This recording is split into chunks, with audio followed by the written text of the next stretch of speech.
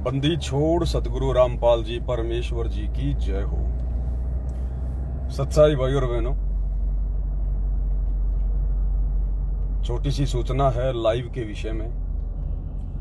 28 जून 2025 को रात्रि 9 बजे सभी भगत भाई बहन दास के Facebook page Pawan Das is live पर लाइव जुड़िए रात्रि 9 बजे। क्योंकि भाई और बहनों, पिछली पीढ़ी का समय है। पिछले 4 युगों से हम धोखा खाते हुए आ रहे हैं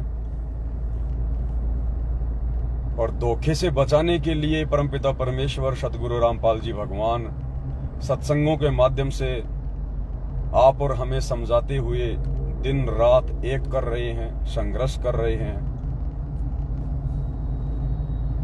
बाकी कार्य तो देखो भाई और बहनों, खाली रोजी रोटी तक ही सीमित है। समाज की झूठी मान मर्यादा, परंपरा, रीति रिवाज, झूठा मान सम्मान, ये प्रतिष्ठा, केवल इस कच्ची दीवार को बनाए रखने के लिए दुनिया दिन रात दौड़ रही है, भाग रही है।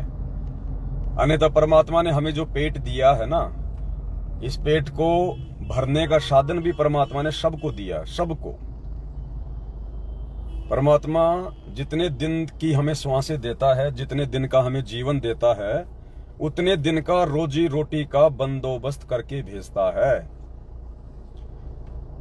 गुरुदेव भगवान कहते हैं कि मुर्दे को भी देत है, मुर्दे को भी देत है लकड़ी, कपड़ा और आग, और जीवित नर चिंता करे तेरा बड़ा अभाग। कि वो भगवान तो मरने के बाद भी जिन चीजों की आवश्यकता होती है उस मुर्दे को, लकड़ी की, एक कफन, वो कपड़ा और आग, कहते हैं उसकी भी व्यवस्था करेगा। और तू नालायक जिंदा होकर चिंता कर रहा है। और आप और हम तो भगत हैं, सतगुरु की शरण में आ गए, सामान्य व्यक्ति नहीं है। फिर हम क्यों चिंता करें रोजी रोटी की? तो रोजी रोटी की चिंता के लिए यदि कोई दिन रात भाग रहा है, कमा रहा है, तो वो तो फिर अभी इस ज्ञान को समझ नहीं पाया।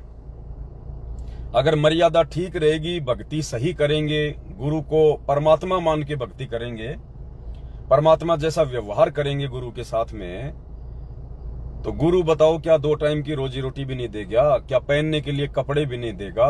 क्या जो आवश्यकता है हमारी, जो जरूरत है लीगल, क्या परमात्मा वो भी पूरी नहीं करेगा जब जगत की कर रहा है? हाथी तो मन भर खाता है, जब परमात्मा उसका पेट भर रहा है। आप और हम तो कितना खाते हैं पूरा दिन में? 1 किलो खा जाते होंगे। कि आप और हमारी नहीं करेगा? परमात्मा अवश्य करेगा। तो यहाँ पर मर्यादित भक्ति और गुरु पर विश्वास, ये 2 चीजें बहुत जरूरी है। तो कहने का मतलब है भाई और बहनों, आप और हम भगत भाई बहनों का सतगुरु रामपाल जी की शरण में आने के बाद यदि कोई एकमात्र विशेष काम शेष रह जाता है, तो केवल सतगुरु की भक्ति, मर्यादाओं में रहकर भक्ति, अपने भगत भाई बहनों को समझाना, खुद भी संभल के चलना, सदैव परमात्मा के चिंतन मनन में लगे रहना, परमात्मा की भक्ति के आसपास ही बने रहना। मिले तो दंडवत बंदगी, नहीं तो पल पल ध्यान लगाए। पल पल ध्यान लगाने का मतलब गुरुदेव ने बताया, गुरुदेव की आरती करना, ये भी गुरुदेव का ध्यान है, चिंतन मनन है। गुरुदेव के सत्संग सुनना, ये भी भगत का ध्यान है, चिंतन मनन है। मंत्र जाप करना भी, सतगुरु की महिमा का गुणगान करना भी, या सतगुरु के विषय में किसी से भी चर्चा करना, या वैसे कभी एकांत में चुपचाप बैठ के अपने गुरुदेव भगवान के चरणों में बैठ के सोचना, चिंतन मनन करना, ये भी हमारी भक्ति है, ये भी हमारी सेवा है, ये भी हमारी पूजा है। तो भगत का केवल यही कार्य होना चाहिए। और ज्यादा से ज्यादा यदि हम ये वाला कार्य करेंगे तो सतगुरु इसी से प्रसन्न होगा।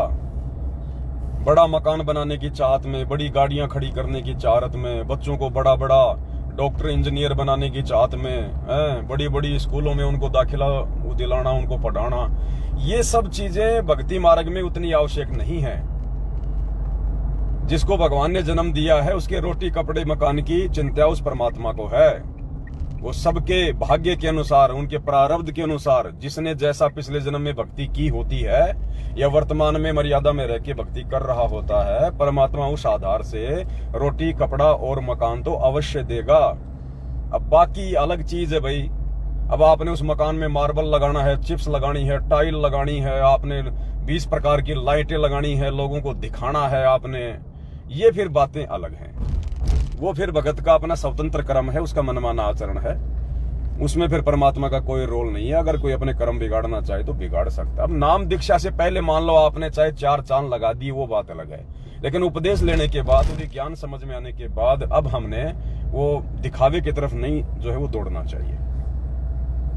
तो परमात्मा प्रसन्न होता है भगत की भक्ति से, सेवा भाव से, मर्यादाओं से, गुरु जी के प्रति चिंतन मनन से, क्योंकि वे अंतर्यामी है, शब्द रूप में हमारे हृदय में बैठे होते हैं, पल पल हमारी हर भक्ति क्रिया को वो देख रहे होते हैं, चेक कर रहे होते हैं। तो भाई और बहनों, अब साथ में वो काल 21 ब्रह्मांड का राजा, अब वो कैसे चुपचाप बैठा रहेगा?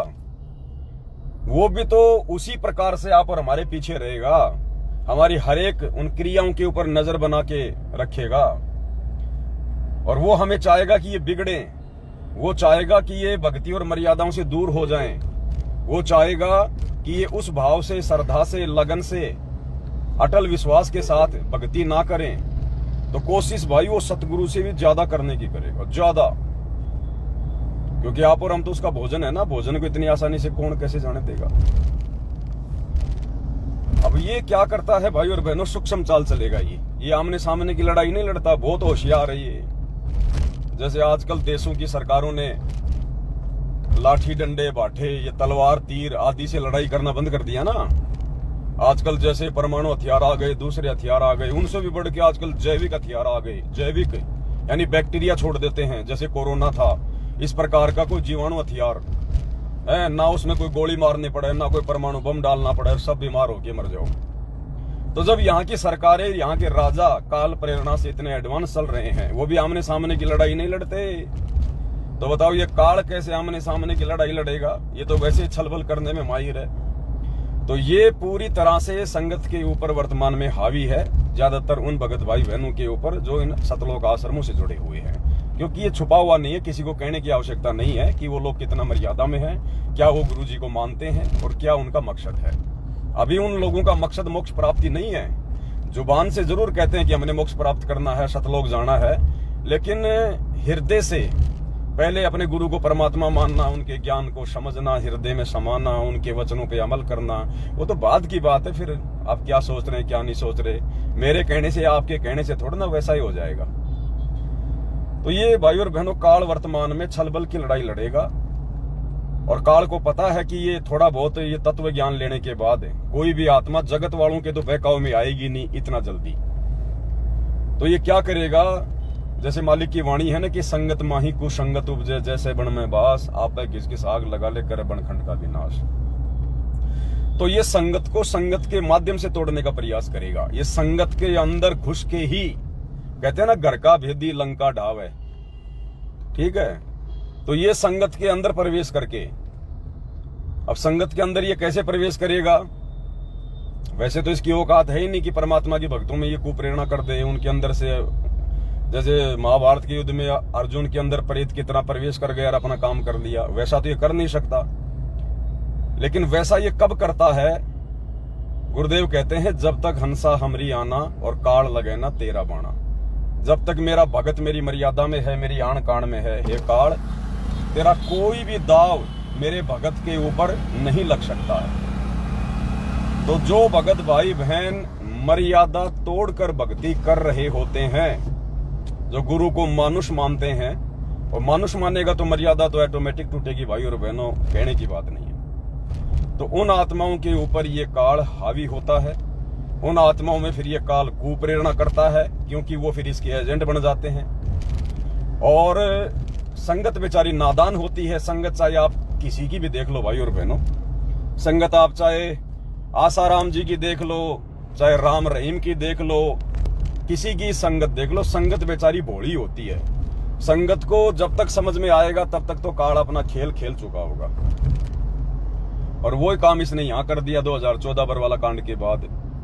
संगत को ये राम कहानी समझ में अब धीरे धीरे आ रही है, लेकिन इसने कितने लोगों का बिगाड़ा कर दिया, कितने लोगों की मर्यादा तोड़वा दी, कई हजारों आत्माओं को मौत के घाट उतरवा दिया बरवाला कांड के बाद। इस 8 तारीखों पर आते जाते समय भगत मर रहे हैं, आश्रमों में आते जाते मर रहे हैं, कोरोना में मर गए। और वैसे भी जिन जिन लोगों ने सार नाम ले लिया है इन आश्रमों में जाके, उनकी तो सबसे ज्यादा दुर्गति हो रही है, सबसे ज्यादा दुर्गति।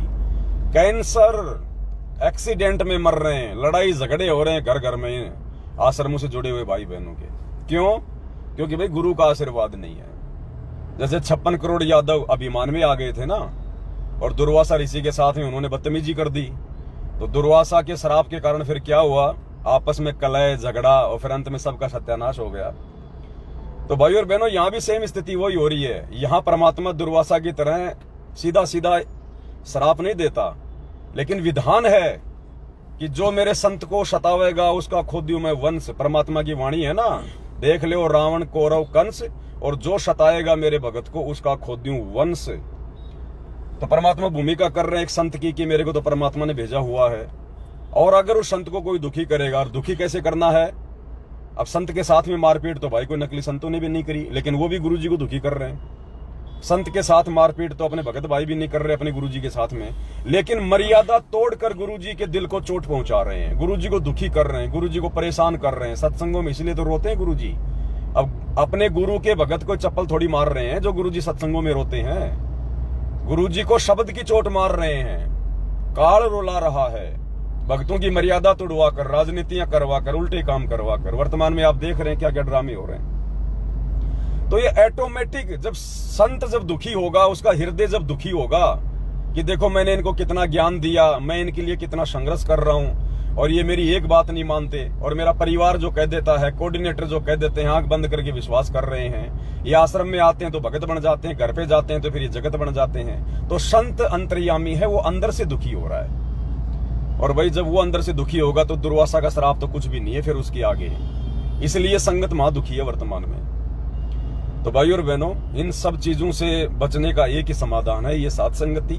भले वर्तमान में आप लोगों को ये पवनदास जहर दिखाई दे रहा है, मेरी शक्ल आपको देखना भी अच्छी नहीं लगती होगी, कोई बड़ी बात नहीं है, लेकिन सच्चाई के साथ में भाई और बहनों ऐसा ही होता है। थोड़ा सा अगर निष्पक्ष होकर सोचेंगे तब ये बातें समझ में आएंगी। अन्यथा जिस गुरु की मूर्त आप और हमें अमृत के समान लग रही है, उस गुरु की मूर्त तो छोड़िए, अगर उसके नाम का भी कहीं समाज में जिक्र कर देते हैं तो देखो ये नकली संत वगैरह, उनके भगत वगैरह गुरु जी को कैसे मतलब अपने शत्रु भाव से देखते हैं। गुरु जी की शक्ल उनको ऐसी लगती है बिल्कुल बेकार। तो इसी प्रकार भाई और बहनों, जो परमात्मा की आत्मा होती हैं, अच्छी आत्मा होती हैं, जो हर चीज को निष्पक्ष भाव से लेके चलती हैं, सोच समझ के अपना कोई रिएक्शन देती हैं, वो आत्माएं फिर ऐसे नहीं होती हैं। तो जिनको समझ में आ रहा है वो भाई बहन तो देखो साथ संगति का लाभ उठा रहे हैं, फायदा उठा रहे हैं। और जो राग द्वेष में चल रहे हैं, जिनके संस्कार ही ऐसे हैं, तो वो भाई बहन मुझ पवनदास से राग द्वेष करके, ईर्ष्या करके, मनमुटाव करके सुनते ही नहीं। एक तो पता नहीं कोई गुजरात से 2-3 दिन से फोन आ रहा है मेरे पास में, एक कोई भगत है, अब बताओ वो तो सीधा ये बोलता है, पता नहीं गाड़ियां निकालता है वो तो सीधी, अरे मोगो भगत जी सुन तो ले कोई बातचीत। अरे भाई तो क्यों गालियां दे रहा है, क्यों तू मेरे को इतना मतलब जो है बुरा बुरा बोल रहा है? कोई बात है तो मेरे को बता, कोई शंका का समाधान है तो बता, मेरे को कौन सी बात तेरे को अच्छी नहीं लगी वो बता। तू तो जगत वालों से भी गया गुजरा व्यवहार कर रहा है, सुन ही नहीं रहा कुछ, और ज्यादा से ज्यादा बस 20-25 सेकंड ही करेगा, 20-25 सेकंड बाद में गाली गुली निकाल के खुद ही फोन काट के भाग जाएगा। तो देखो ये तो फिर वही बात है, कोई मतलब वाली चीज नहीं है। हम इंसान हैं, परमात्मा ने हमारे को दिमाग दिया है, अन्य जानवरों से अच्छा हम सोच सकते हैं, चिंतन मनन कर सकते हैं।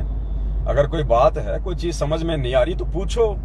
ऐसी बात अगर नाम ही खंड होना है तो फिर तो तू मेरे को गालियां दे गया, उससे भी तेरा नाम खंड हो गया। पहली बात तो गालियों से हो गया, वैसे तेरा तो भाई मर्यादा जो है वो तेरी वो खंडित हो गई। तो इन चीजों का कुछ नहीं जाता ऐसे। तो भगत ने विचार भी करना चाहिए, थोड़ा सोचना भी चाहिए। ये मार्ग बहुत सोच समझ के आगे बढ़ने का मार्ग है, ये सत्य का मार्ग है, और हम काल के लोक में रह रहे हैं। और सत्य जो बोलेगा उसको यहाँ पर ऐसे बर्फी मिलती है। देख लो हमारे गुरुदेव भगवान को क्या लड्डू मिल रहे हैं। तो जो गुरुदेव के जो पद चिन्हों पे चलेगा तो भाई उनके साथ में क्या होगा बताओ, उनको भी ऐसे लड्डू मिलेंगे यहाँ पर। तो यहाँ चाहे लड्डू मिले चाहे बर्फी मिले, जिनको ज्ञान समझ में आ गया है वो इन चीजों की जो है कोई वो परवाह नहीं करते, वो अपने मकसद को नहीं छोड़ते, अपने टारगेट को नहीं छोड़ते वो, क्योंकि सतगुरु उनके साथ में रहता है, सतगुरु उनको सपोर्ट करता है, उनको सहारा देता है। तो ये टारगेट है साध संगति, ये सतगुरु के मिशन का एक अहम हिस्सा है। ये इसको कोई मिटा नहीं सकता, इसको कोई झुका नहीं सकता है। सतगुरु ने खड़ा किया भाई। ये सतगुरु के सतयुग से लेकर वर्तमान ये चौथा युग, ये उनकी मेहनत का ये नतीजा है। ये नतीजा कि परमेश्वर ने इतनी आत्माओं को साध संगति से जोड़ा है। कितनी आत्माएं गुरु को परमात्मा मान पाई हैं, कितनी आत्मा अपने नियम धर्म में रह रही हैं, अपनी भक्ति क्रियाओं में रह रही हैं। तो ये साध संगति है, ये यथार्थ 13वां कबीर पंथ है भाई। ये मेरी बातें आज आपको भले ना आपको यकीन हो, ये अब तो ज्यादा दिन का समय नहीं बचा है। और मैं देख रहा हूं आजकल सतलोक आश्रम से जुड़े भाई बहनों की क्या हालत हो रही है, क्या हालत हो रही है। और अब ये वीडियो साध संगति की इतनी तेजी से बन रहे हैं, इतनी तेजी से आगे फैल रहे हैं। भैया सुन तो सब रहे हैं, देख तो सब रहे हैं, पता तो सबको हकीकत क्या है। लेकिन वही बात है जब तक उधर से थोड़ा बहुत उनसे कोई कांसुनी ना होना, तब तक आदमी इधर आएगा नहीं इतनी आसानी से। और उधर से परमात्मा भी उन्हीं को निकालेगा जो अधिकारी होंगे। हर किसी को उन आश्रमों से परमात्मा साध संगति में भी नहीं भेजेगा, नहीं तो फिर यहाँ फिर वही कचरा शुरू हो जाएगा। तो जो सिलेक्टेड आत्मा होंगी, परमात्मा उन्हीं को साध संगति से जोड़ेगा। और सिलेक्टेड आत्माओं में अगर कोई 19-20 करेगा तो देखो फिर परमात्मा का काम उसको कैसे निकालना, कैसे रखना है। तो भाई और बहनों, हमने इस भक्ति मार्ग के आसपास ही रहना है। हमने बिल्कुल भी कोई चूक चाकरी अब की बार इस भक्ति मार्ग पर नहीं करनी है। सतगुरु को नाराज होने का मौका नहीं देना है। हम चाहे कुछ भी कर रहे हैं, लेकिन गुरु का काम पहले, गुरु की भक्ति पहले। और साध संगति के जो वीडियो हैं, ये आप लोगों को सावधान करने के लिए होते हैं, जागरूक करने के लिए होते हैं कि संगत में क्या चल रहा है, काल कौन सा नया दाव खेल रहा है, ताकि हम मर्यादा में रहकर अपनी भक्ति को सफल कर सकें। तो हमारा तो केवल इतना सा काम है। बाकी ना तो मैं किसी के घर जाता, ना मैं जबरदस्ती किसी से मैं कोई दान का पैसा लेता, ना कोई ज्योति पाठ का पैसा लेता। बताओ फिर भी मेरे से राग द्वेष फालतू में, जबकि अच्छी अच्छी बातें बताता हूँ गुरु जी की दया से। गुरु जी के ज्ञान विरुद्ध एक भी मेरा कोई कार्य हो, एक भी कोई बात हो तो कोई साबित तो करे। अब बाकी तो चाहे कितना मर्जी बोल लो, वो तो अलग बात है भाई। जुबान भगवान ने सबको दे रखी है, चाहे अपने कर्म बना लो चाहे फोड़ लो, वो एक बात अलग है। बाकी कोई गुरु जी के ज्ञान आधार से और जो है वो परमाणु के साथ में, जैसे ये दास बताता है, ऐसे कोई उस चीज को साबित करो कि भाई साध संगत वाले भाई बहन वो गलती पे हैं या कुछ वो गलत कर रहे हैं, तो वो कोई नहीं कर पाएगा, कर ही नहीं पाएगा। क्योंकि परमात्मा ऑप्शन छोड़ते नहीं ऐसा कोई माइनस पॉइंट वाला। तो कहने का मतलब भाई और बहनों, राग द्वेष ईर्ष्या को छोड़ो। और जिन जिन भाई बहनों से पहले यदि कोई गलती हो गई है, हो जाती है भाई, कोई बड़ी बात नहीं है। ये भूमिका हमने भी ना जाने कितने जन्मों तक निभाई है। हम भी ना जाने ऐसे कलयुग की पिछली पीढ़ी में आए होंगे, ऐसे ही हम भी साध संगति से जुड़े होंगे। परमात्मा ने किसी आत्मा को निमित्त बनाया होगा, हम भी ऐसे ही जुड़े होंगे। फिर नहीं समझ में आया, फिर भाग गए, फिर जुड़ गए, फिर भाग गए। ये राग द्वेष वाली प्रक्रिया तो असंख्य जनों से आप और हम करते आ रहे हैं। तो ऐसी कोई बात नहीं है भाई और बहनों, ये परमात्मा का मार्ग है, सबके लिए है। साध संगत वाले किसी से कोई राग द्वेष ईर्ष्या नहीं करते हैं। आप हमें उतने प्यारे हो, आज भी अगर आप वापस साध संगति में आ जाओगे, आने का मतलब ये थोड़ी कि पवन दास के पास में भाई कोई हाजिरी लिखवानी है कि जी मैं मैनेजमेंट को छोड़ के मैं साध संगति में आ गया। कुछ नहीं करना, कुछ नहीं करना। बहुत सारे भगत जी कहते हैं हम साध संगति से, भगत जी हम कैसे जुड़े? अरे भाई कोई आधार कार्ड देके थोड़ी जुड़ोगे, कोई लाइसेंस देके थोड़ी जुड़ोगे, या कोई नाम गांव पता कोई संख्या नोट नहीं की जाती है। साध संगति से जुड़ने का मतलब है, अगर आप साध संगति के विचारों से सहमत हैं, आपको लगता है कि यहाँ जो भी कुछ बात होती है गुरु जी के ज्ञान आधार से होती है, हमें कोई नुकसान नहीं, उल्टा फायदा है, हमारा विश्वास बढ़ता है, तो साध संगति के वीडियो देखो और अपनी मर्यादा बचाओ और गुरु जी की भक्ति करो, अपना धंधा करो। यही साध संगति से जुड़ना है। और जो भाई बहन साध संगति छोड़ के जा चुके हैं, कोई बड़ी बात नहीं भाई और बहनों, गलती देखो किसी से भी हो सकती है, कोई दिक्कत नहीं इसमें। आप वापस साध संगति की वीडियो देखना शुरू करो। आपने क्यों साबित करना है कि मैं वापस साध संगति में आ गया, मैं ये वो? कुछ नहीं करना आपने। अगर आपको बात समझ में आ गई है तो साध संगति की वीडियो देखना शुरू कर लो, क्या दिक्कत है उसमें? भाई पवन दास के वीडियो से कुछ फायदा मिलेगा। और अगर इतनी नफरत अगर पवन दास के वीडियो से, तो फिर बात नहीं बनेगी। फिर परमात्मा कल को उस दरगाह में पकड़ लेगा कि बेटा मोबाइल था ना तेरे पास में? हाँ गुरुजी था। तो बेटा तो मोबाइल में पवन दास के वीडियो से तो तेरे को नफरत होती थी। अरे पवन दास कम से कम मेरे सत्संग से बताता था, मेरे ज्ञान से बताता था, तुम्हारा गुरु भाई था। और ये फालतू के लोग जो वीडियो बना के भेजते हैं सारा दिन, वो तो बड़ा खाना खा के 1 घंटा मोबाइल को ले लेके शॉर्ट वीडियो देखता रहता था, रील देखता रहता था। क्या करता था बता? 24 घंटे आदमी बात थोड़ी करता है, 24 घंटे आदमी गुरु जी के सत्संग थोड़ी सुनता है। हैं? जबकि तू अपना कितना समय मोबाइल पे व्यर्थ करता था बेटा, 5-6 घंटे, बाकी समय तू क्या देखता था? वहां सारी रील दिखा देंगे। अब बता, ये जगत वालों के वीडियो तो तेरे को अच्छे लग रहे थे, और तेरा गुरु भाई जो थोड़ी बहुत ज्ञान की बातें बता रहा था, उससे तेरे को नफरत हो रही थी, तो वहीं पे टांग देगा फिर उल्टा करके। तो कहने का मतलब भाई और बहनों, हमने अब की बार चूक नहीं करनी है, धोखा नहीं खाना है। धोखे जितने भी खाने हैं, खूने हैं, यही खा खू लो। ये शरीर छोड़ने के बाद में फिर बात नहीं बनेगी, फिर भूल सुधार का मौका नहीं मिलेगा, फिर हमें किसी प्रकार का कोई भूल सुधार का मौका नहीं मिलेगा। तो जो भी भूल सुधार है, जो भी कुछ करना है भाई और बहनों, अभी कर लो, अभी हमारे पास में मौका है। तो ये साथ संगति के वीडियो आप लोगों को अपडेट करने के लिए है कि संगत में क्या चल रहा है, कौन क्या कर रहा है, कौन लोग क्या कर रहे हैं। उनके उल्टे कर्मों से भी हमें शिक्षा मिलती है, हमें दृढ़ता मिलती है कि भगवान हमसे ऐसी गलती ना हो जाए। तो बहुत सारी बातें हैं भाई और बहनों, इसलिए आज रात्रि 9 बजे तो दास लाइव आएगा मालिक के आशीर्वाद से, विशेष जो संदेश हैं उनके ऊपर। और कल की जो डेट है 28 तारीख जो है, कल 28 जून, कल जो है कितनी है, कल 28 है क्या, मतलब कल का देख लेना कौन सी डेट है, शायद मैंने लिखा होगा 28 है क्या है। हाँ, कल 28 जून को रात्रि 9 बजे सभी भाई बहन जरूर लाइव जुड़िएगा। आपको एक छोटा सा वीडियो दिखाएंगे ज्ञान आधार से, परमात्मा जी के आशीर्वाद से, और आपको एक कन्फर्म हो जाएगा, कन्फर्म कि घर का जोगी जोगना, बाहर का जोगी सिद्ध। दीपक तले हमेशा अंधेरा रहता है। गुरु जी का पूरा परिवार, गुरु जी के रिश्तेदार, ये सब लोग गुरु जी को केवल एक मानुष मानते हैं। मानुष यानी अपने जैसा इंसान। ना गुरु जी के लड़के गुरु जी को अपना बाप मानते, ना गुरु जी की सांसारिक जो पत्नी है अनारो देवी, ना वो उन्हें अपना जो पति देव मानती। भगवान मानना, गुरु मानना तो बहुत दूर की बात है, भूल जाओ। और दास जो भी कुछ दिखाता है, जो भी कुछ बोलता है, आपको पता है वो सबूतों के साथ में होता है, परमाणु के साथ में होता है। तो 28 जून रात्रि 9 बजे आप लोगों को बिल्कुल क्लियर हो जाएगा। उन आत्माओं को तो हो जाएगा जिनकी बुद्धि काम कर रही है, जिनका दिमाग थोड़ा बहुत जो है वो समझता है, जो साथ संगति से जुड़े हुए हैं, उनका तो और विश्वास बढ़ेगा कि वास्तव में आज गुरु जी के प्रत्येक वचन पर गुरु को परमात्मा मान के केवल सत्सेवक चल रहे हैं।